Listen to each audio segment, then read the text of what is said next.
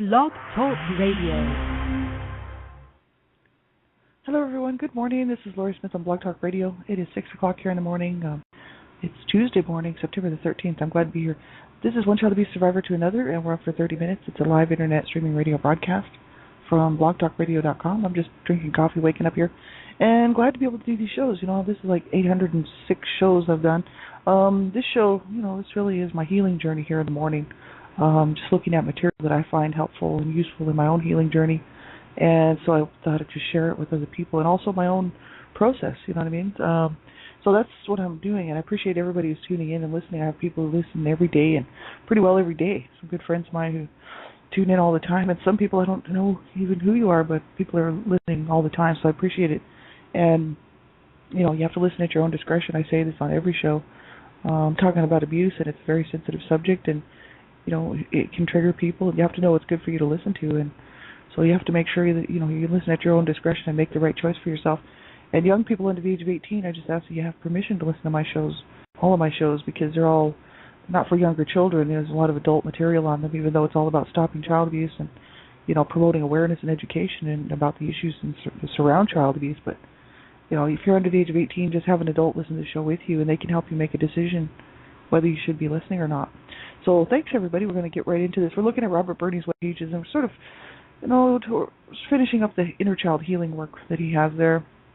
I just wanted to go over this one page, maybe a couple more pages, and then we'll probably move on. But I just love Robert Burney's stuff. And Robert Burney, you can find his stuff at www.joy2meu.com. And, if you look at his site index, you can see that he's written a lot. He has a lot of stuff there.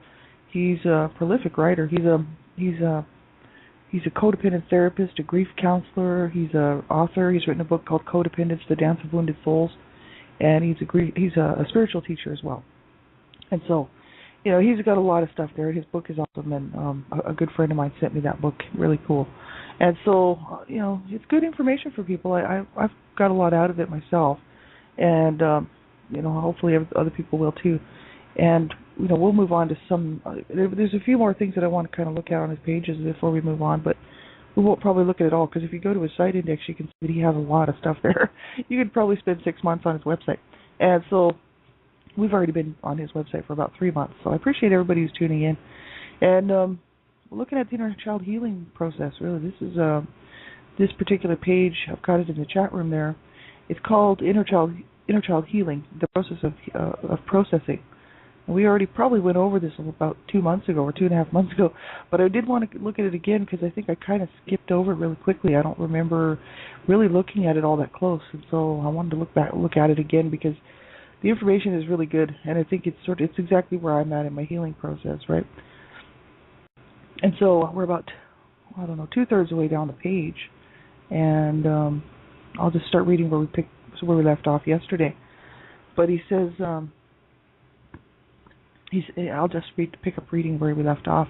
He says, emotionally, it is vital to change our relationship with our own emotions into one that works to help us open up to love, instead of battling our emotions as the enemy. We need to embrace our feelings so that we can release the repressed grief and rage.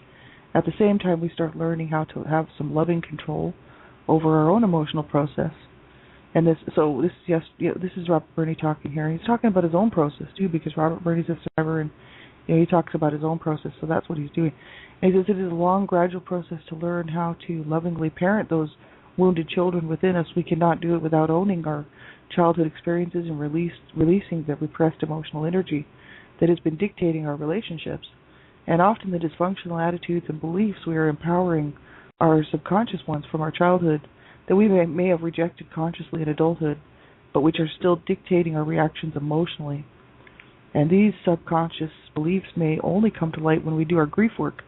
So it's very critical to be willing to do the grief work. So I think what he's saying there is so true, like this emotional, this stuff, this repressed grief and rage and anger and whatnot going on, inside of us, these emotional, being emotionally wounded, that stuff will dictate relationship. It'll dictate really a lot of decisions that people make, survivors make, it's based on the fact that we don't want to get hurt anymore. We don't want to get hurt again. So growing up abused as a child, you certainly don't want to be hurt again as an adult. And it's like, so it's hard. Relationships are hard. whether it's a friendship or working relationships or serious relationships. You know what I mean, with a partner, just any kind of relationship, even our relationship with ourselves. Just can be affected by this stuff. And I know, just looking at what he's saying there, that we have to learn how to, it's a gradual process to learn how to lovingly parent those wounded children within us.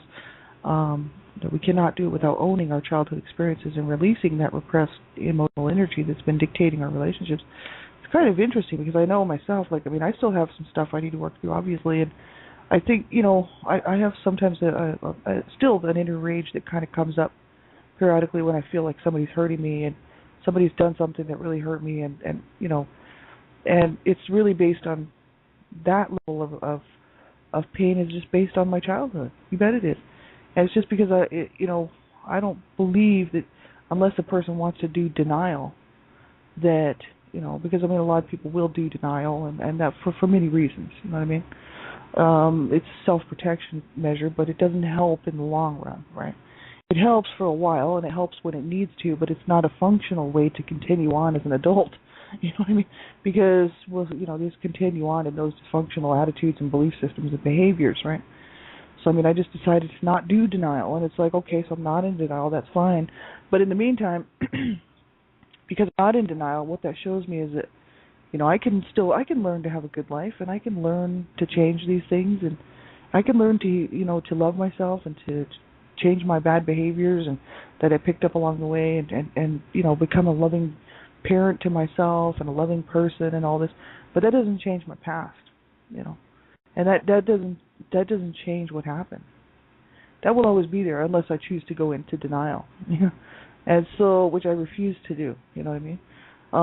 Because what it does is it's an insult to me. You know what I mean? To just pretend that none of that stuff happened. That's an insult, because the reason that's an insult is because that was so incredibly wrong. You know what I mean? For me just to negate that experience and say, well, abuse is okay. It's just fine if people hurt their children, hurt their families, beat their children, rape their children. That's fine. That's what that says, See, because I live in reality. I live in a realistic world. My world is very much about reality. And so that's exactly what that says. So I can't do that. Because I can't make the abuse okay, right? It will never be okay. But what I can do is learn how to change the way that I feel about things, and so that's what I'm working on, right? And it's a process for sure. It's just not going to happen overnight. Maybe for some people it does. You know what I mean? And that's great. I know for most people that I've seen out here who are survivors, it didn't happen for them overnight, and some of them are have some of these people out here that are quite vocal and quite famous actually are saying that it's not something that will probably, it takes a lifetime, right? So there's no miracle cure for this unless you want to do denial, right? And denial is only good if you're happy in it, right? Denial is not good if you're not happy in it, because then it's just another bad situation. So I know lots of people who are in denial, you know what I mean, and they think at the time, that even years later after suffering the abuse, they're thinking, well, it's great because I'm in denial and I can believe something else, I can believe that never happened to me, you know what I mean? And it's like, well, okay, that's all well and good, and if they make it to the end of their days here on the earth and that was what they needed to get through, that's fine. You know what I mean? If they can do that and that's what they need and that's all, and it really didn't matter anything else in between, well, good for them because they needed that, But for me, I can't do that because I know that abuse is wrong. It's wrong to abuse a child. It's wrong to hurt people. It's wrong to abuse anybody. I just don't believe it. I just don't believe in abusing anybody. I really don't. Adult, child, or whoever, right? I just think it's ridiculous. And, so for me to just say, oh, well, the abuse, just to negate it and say, oh, well, it was okay. I had, and start looking at, oh, I had a wonderful childhood. That would be a lie. And I know it, right? I mean, you know what I mean? Like, it wouldn't matter if I'm the only one that knows it. It's still a lie, because it's not true at all, right?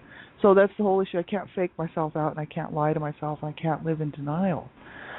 So for me, I have to face this head on, and I think that's what Robert Burdy's talking about. Is is actually do allow, a lot of this stuff is bound up in the grief work. It's bound up in in the um, the anger work, the rage work, the stuff that we suppressed a long time ago, and that we just need to learn. Like we just need to learn how to release it.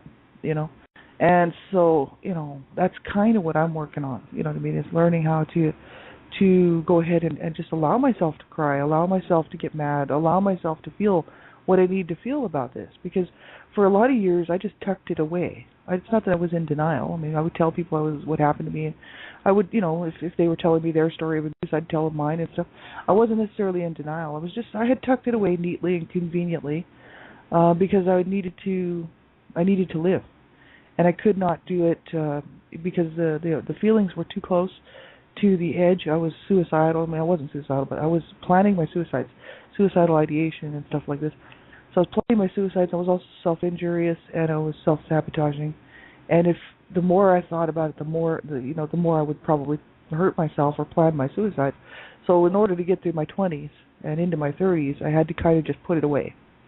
Just put it on a back shelf in a box for a while, you know what I mean? It just sat there, and it didn't do anything. It didn't go anywhere. And at the age of 30, I mean, I had issues, with my mother passing away, and these issues followed me through all the way through until the age of 41, when I was still wanting to kill myself. And I thought, whoa, like, how long am I going to have to live like this? You know what I mean? Am I going to be like 60, 70 years old still planning my suicides? I mean, my God, this is ridiculous. Like, I need to get help, and I did not deserve this. There's absolutely nothing, there's no, I don't care. I will,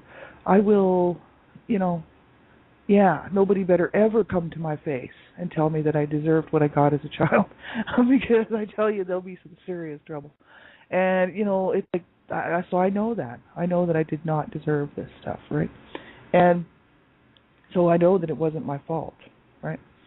But yet, I got all this rage and this anger and this pent-up stuff, and that's just from being abused as a child and not being allowed to express my feelings on it.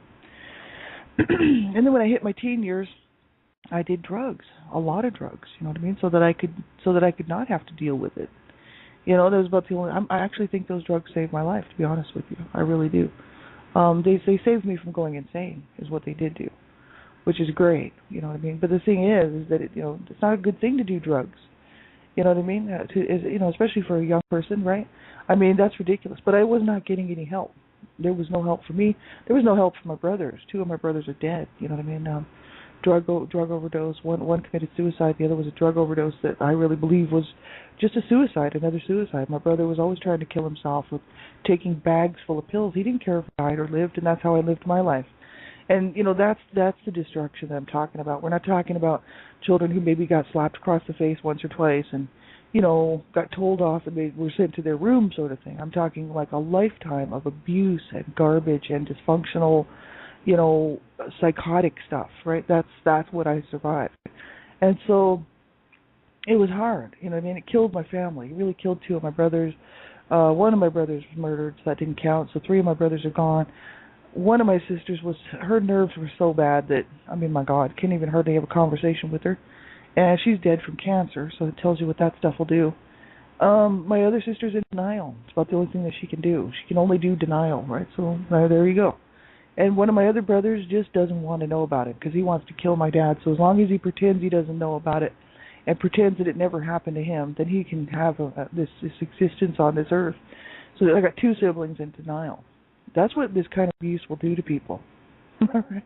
It will mess people up, And so what I decided to do was do reality, and reality is harsh because if we're going to do reality, then it means we have to be honest with ourselves. And some of this stuff is hard to see, like where I need to work and what I need to work on. I was so used to living a certain way for so long that sometimes I don't see this stuff, So that's why I go through these websites and I find this stuff, because what it does is it shows me what I need to work on, really. Because I relate to the feelings, this rage, this grief, this sorrow. Like I feel like I need to cry for about a year or two. I've actually done that before. I cried when my mom died, and people would say, "Really? She was your main abuser. Like, why were you crying for her?" I was crying for me because my mother died when I was 30, and when she died, I realized I was never, ever going to get what I needed from her. As long as she was living, I had faked myself out and tricked myself to think that possibly one day, she would apologize for what she did to me, and she would apologize for allowing my brother to rape me. She would apologize for hurting me. She would apologize for spilling my blood. You know what I mean? But I never got that apology from her, and then she died. And I was like, oh my God, I'm never going to get any love from her. I'm never going to get anything. Like, it was a wake up call that it was never going to happen. And I mean, I pretty well knew that anyway, but my little inner child was always probably like hoping.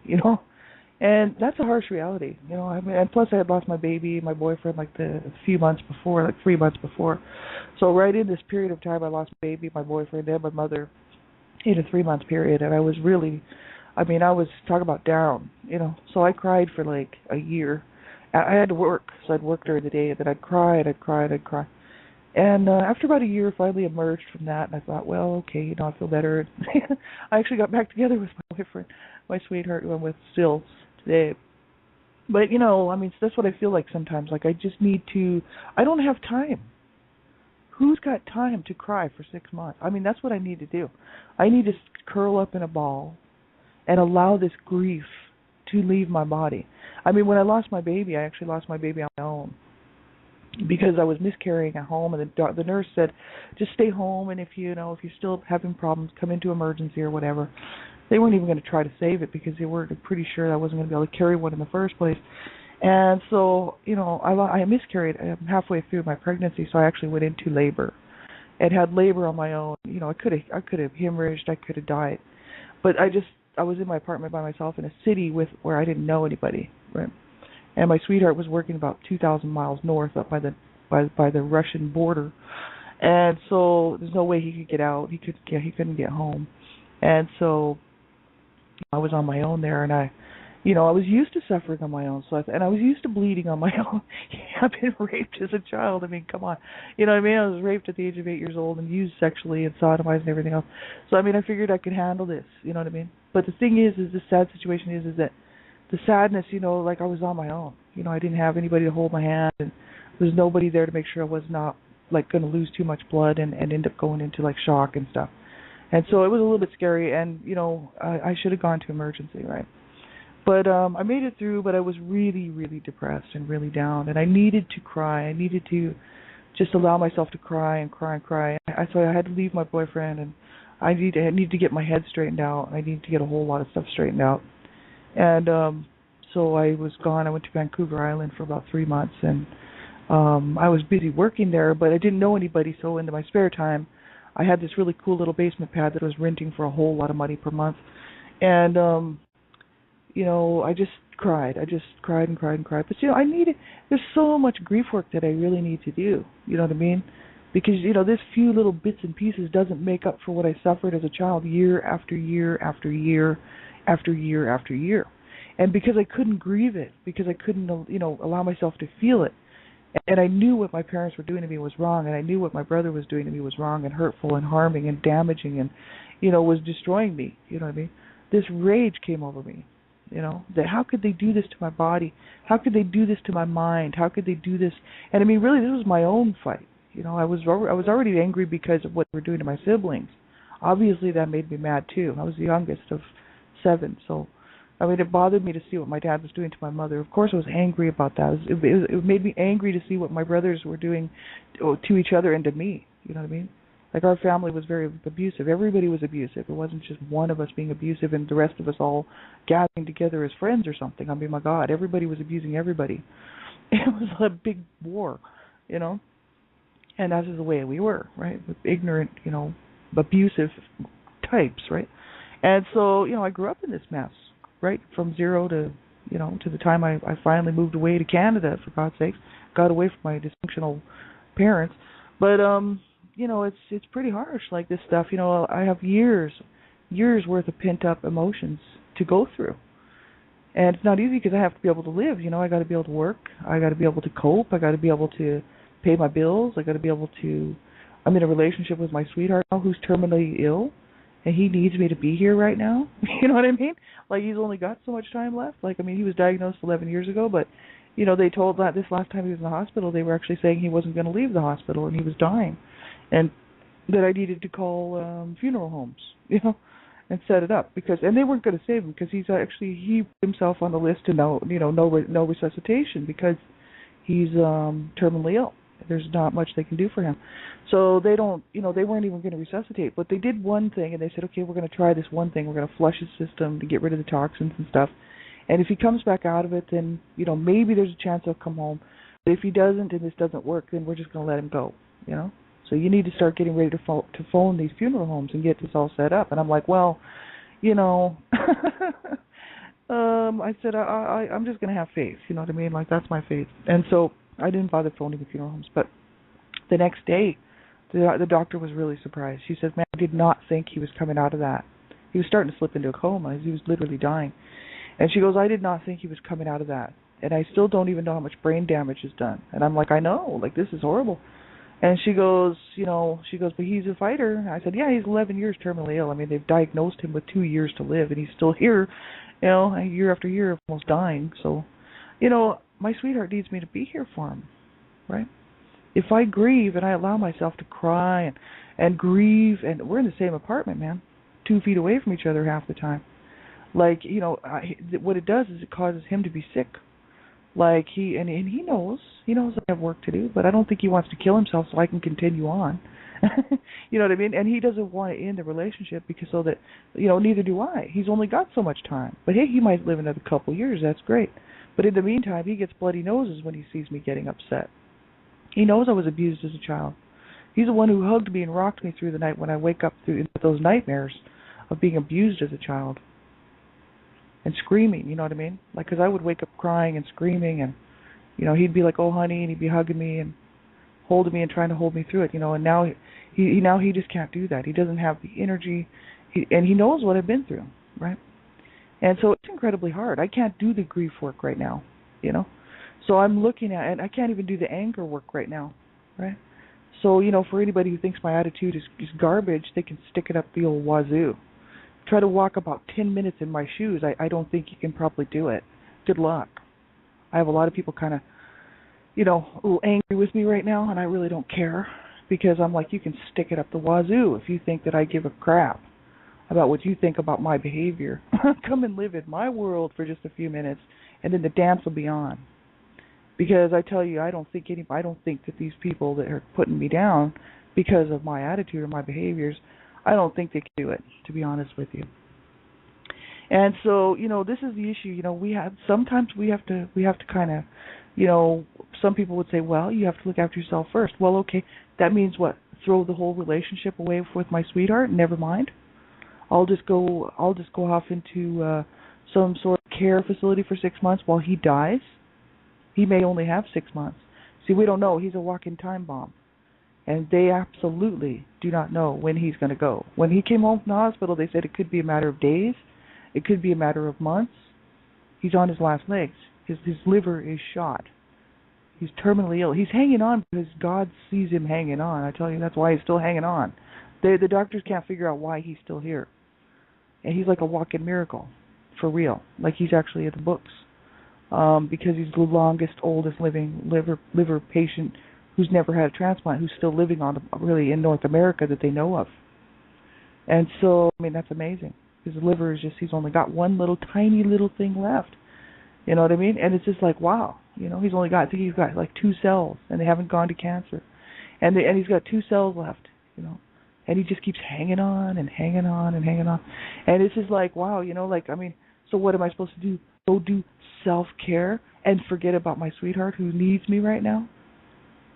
A lot of people would do that, and they'd be like, well, that's okay because I needed to help myself first. And it's like, you know what? I got to be here for both of us. I got to be here for my sweetheart. I got to be here for myself, so I'm doing what I can in the time that I have. You know what I mean? So eventually I'll do the grief work. You know what I mean? And eventually I'll do the anger work. And it'll be at the right time. You know what I mean? And I'd like to do it now. There's lots of times when I'm sitting around just wishing I could do the grief work and do the anger work and the rage work, But I don't have time right now. You know what I mean? So it has to sit on the back burner. But I'm cool with that because what I do is allow myself to kind of go through this stuff, my daily walk here with my healing journey, just doing piece by piece, you know what I mean? And that's how, that seems to be working for me. But I know the grief work is important, and I know that's what Robert Burney's talking about, and it's very important because, I know that I'll probably be able to feel a whole lot better when I do actually allow myself to do the real grief work. I've done some grief work before, but now I'll be able to do the real stuff because I got in touch with my inner children. I understand the process a lot better, and I understand what I need to grieve for. Before I was grieving for other things. I was grieving for the loss of my mother. I was grieving for what he did to me as a child. I was grieving for a whole lot of stuff, the loss of my baby and stuff like this. I've done a lot of grief work. I used to grieve for my brothers, when they died. Even though, one of my brothers sexually abused me, I still grieved his death because he was abused as a child. And I remember me being a child, seeing him being abused as a child, and how much it hurt me to see that. You know what I mean? Like to see how my dad treated him. And I used to stick up for him. I'd be like, don't you hurt my brother, to my dad. Because my dad would be kicking him and beating him up and, just trashing him. And I mean, the whole family really did try to help my brother because my dad just had it in for him. And I think he just wanted to kill him, for some reason. But I don't know why. But it was just terrible. And, I remember, just because my brother hurt me and what he did was incredibly wrong. And it will never be right, and he should have been punished for it. He should have been prosecuted for it. But instead of that, he killed himself at the age of 33. But the thing is, I didn't like to see what my dad was doing to my brother, And I knew he was messed up in the head. We all did. But then everybody in my family was messed up in the head, right? But that doesn't excuse what he did to me. It does not excuse it away. I can't sit there and say, oh, it's okay that my brother sexually used me and raped me and sodomized me because he was abused as a child. No. Because that's ridiculous. That would be like saying that it's okay what my parents did to us was okay because they were abused as children, because that's the truth of it. It was not okay. It never will be okay, And it's the worst thing you can ever do to your children. It's the worst thing you can do to anybody. People just need to stop abusing people. It just makes me sick to my stomach that people do these things to their children. And to their partners and stuff. Just, it's so wrong. And we did not deserve that. You know what I mean? And so, there's all these issues that I have to work through. But I've done a lot of grieving work, but it wasn't really what I needed to do to get over this stuff. And so now I'm kind of learning what I need to do. And I'm also reading John Bradshaw's book, Homecoming, Reclaiming and Healing Your Inner Child. I'm actually reading that right now. I'm about a quarter of the way into the book. It's an awesome book. And I'm also reading John Bradshaw's book called Healing the Shame That Finds You. I finally got these books, and I'm about a quarter of the way into that one. You want to talk about some awesome information. It's not as spiritual as Robert Burney's stuff. Robert Burney's stuff is very much more on a spiritual level and a more of a broader level, and I really like Robert Burney's stuff too, just as equally as I like John Bradshaw's stuff. But John Bradshaw really has a good way to explain things, especially about that toxic shame, where it comes from, and so working through this stuff, I'm sure that once I've spent some more time on this, I'll be able to feel a lot better, you know what I mean? And especially once I do some more of the grief work and the grief process and the anger work, right? That'll help too, right? And all this stuff eventually will help me feel better. You know what I mean? I mean, even today I feel better. Like 4.5 years ago I said, that's it. I will never, ever contemplate or plan my suicides ever again. And I will never, self-sabotage or self-injure again. And I mean, this stuff is really, that was a huge step for me. And so, 4.5 years later, like right today, I've come a long way. And that's just by doing what I've been doing and working through this stuff. And people say, there's people out there that say talk therapy doesn't work, but for me, it did. Now, maybe not for everybody, but for me, it's everything. Writing my books, it all means something to me. Writing my books, writing my story. Originally it was a blog. I was writing a blog, and it got published into a book, thankfully, by Donna Shear, which was very cool. And, because some people don't realize what they mean to another person. I think they start to take another person for granted, but really what she did was she allowed my voice to be heard, right? And I told her that over and over again, and there's only so much you can tell somebody how much you appreciate them. If they don't believe that or don't appreciate it, that's just their own deal, right? I'm eternally thankful to Donna Shear and Sandra Potter for that, for giving me a voice and allowing me to do that. And whether they accept that from me just doesn't really matter. And so, And the gift, right, to be able to write and to be able to get my words out, and also to speak and to talk about this stuff. Talk therapy has been very helpful for me, but I can't say that it may be helpful for everybody else. We're all different. We all have different needs, and we all have what works for me may not work for somebody else, and what works for somebody else may not work for me, right? Because we're all different. We have different needs. We've been through different things. Even though we've been abused, we have the whole commonality.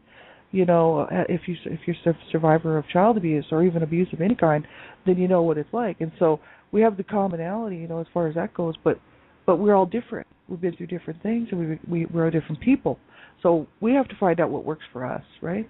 So I would say don't give up. Never, ever give up. Keep looking for that hope, Keep looking for whatever's going to work for you, right? To help you get through this stuff, to help you make it through, right? Check my show page out. I've got in my show notes there, actually in my messages on the side, on the front page, there's a little notes about upcoming guests that are coming up here. September the 18th, I have Lisa A. Freeman from Abuse Streets. She's coming on the show. She's a survivor. She survived the streets. She was a runaway and heard her dogs, Snickers, they're from Abuse Bites, man. You do not want to miss that show. That's going to be amazing. And then I have author Jane Rowan coming on the show in October the 5th. And author Jane Rowan, A River of Forgetting. She's a survivor of child sexual abuse and incest. Do not miss these shows. They're going to be amazing. And then I hope I have 2 more guests hopefully coming up right around the next month or so. So, make sure you do tune in for this. These are survivors. These are people that have been through, so much, right? And they're sharing they're sharing their life. They're sharing their gifts, their talents, and they're sharing their abilities to help other people, right? So please don't miss those shows. Thanks, everybody, for being here. I really appreciate it. Make sure you do not ever give up. That's not an option. So you stick around and you get some help, whatever help it is, and call the crisis line if there's nothing else you can think of doing. But you make sure you stick it out. We deserve so much better, I tell you that. And I'm fighting for it, and I'm fighting for a good life, and I'm moving on. And so I refuse to let my parents win this fight. And my sibling who, hurt me, these people hurt me so bad that I want to kill myself. And I refuse to let them win this fight. I realized that 4.5 years ago. I'm like, no way. I'm going to win this fight. I'm going to come out victorious. You know why? Because I'm going to have a good life, and I'm going to treat myself well. I'm going to treat other people well. And that's a slap in the face to my abusers because they would have loved to see me dead. You know what I mean? So don't allow them to kill you, right? Stick around, get some help, whatever kind it is, but make sure you do stick around and allow yourself to have a good life, right? Take care, everybody. Have a great day. I'll be back on tomorrow morning, same time, same place. One child abuse survivor to another. We'll just pick up where we left off here, and then tomorrow night I'll be on child abuse prevention is up to us as well. So have a great day, everybody. Talk to you real soon. Bye-bye.